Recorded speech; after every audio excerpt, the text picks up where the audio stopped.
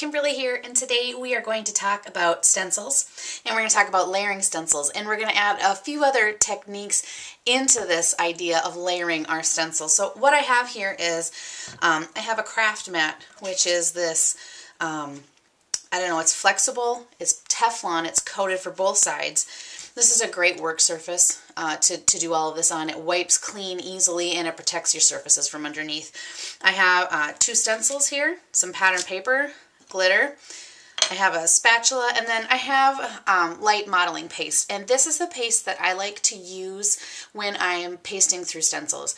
It's light, which is why it's named that, but I also like it because it dries nicely. When it dries hard.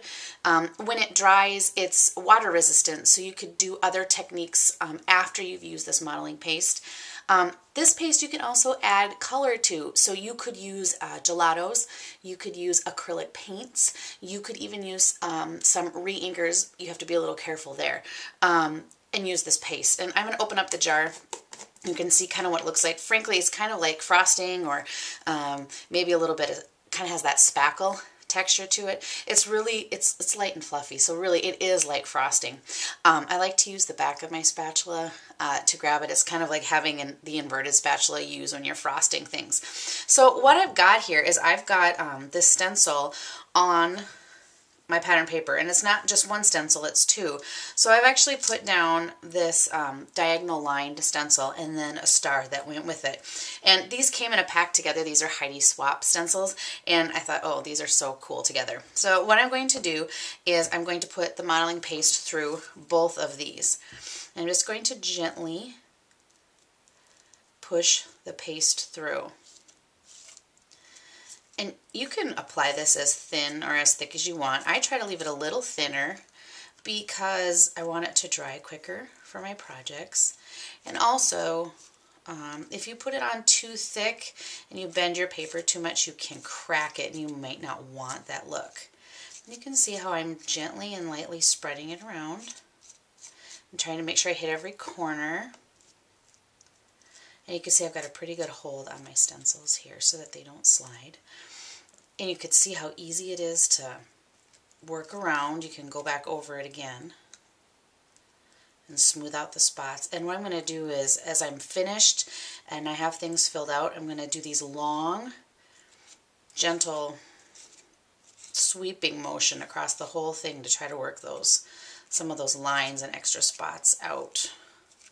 And you just kind of putz away with that. And there we go.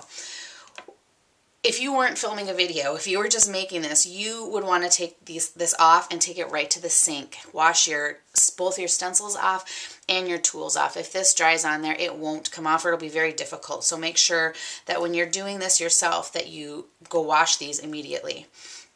And here you go. You can see the paste is on there now. And it's not totally perfect, but that's kind of the look we want here. I got some paste where I don't want it. I'm going to take the edge of my tool and scrape that away and remove it and put it back. And you can see I've also got it on my mat here. I want to wipe that off right away. I'm just going to use, for temporarily, I'm going to use a baby wipe, but I will wash this in a sink when I am finished here.